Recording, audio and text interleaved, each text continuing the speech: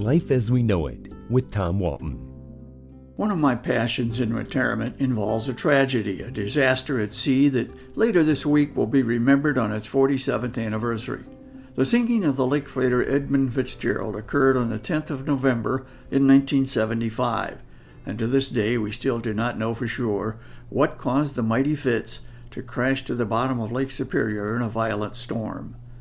The Big Fitz is a passion of mine for a couple of reasons. First, I was a member of the Fitzgerald crew as a young man just turned 19.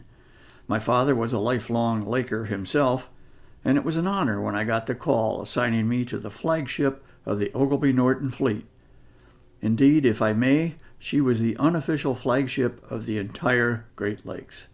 Second, the loss of the ship was profound and personal for another reason. One of the 29 crewmen who went down with the Fitz was my uncle, my dad's brother. Ralph Grant Walton was an oiler on the Fitzgerald.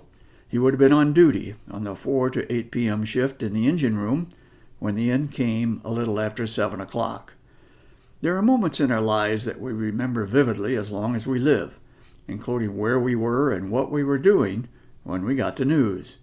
For me, there are two such moments. The first was the assassination of President John Kennedy in 1963. I learned about the horror in Dallas in the most dramatic way on a newspaper teletype machine.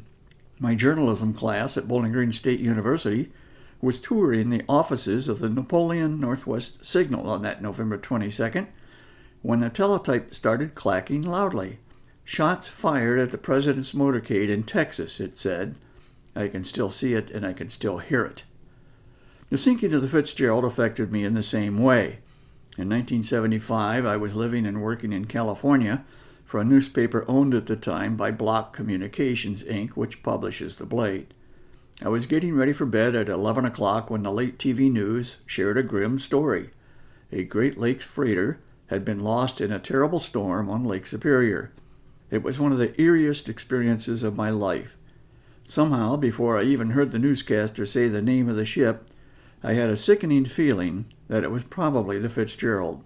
Not many lake freighters were still operating on the lakes in mid-November, but the Fitzgerald was always out there, setting tonnage records, until winter weather made it impossible to continue. Soon enough, my worst fears were confirmed. A ship so strong it was called the Queen of the Lakes, a ship so fast it was dubbed the Toledo Express, because Toledo was its frequent port of call, had succumbed to the power of the angry seas. The gales of November, as songwriter Gordon Lightfoot referenced in his haunting ballad about the wreck, were too much for the Fitz's long, vulnerable, and fully loaded midsection to bear.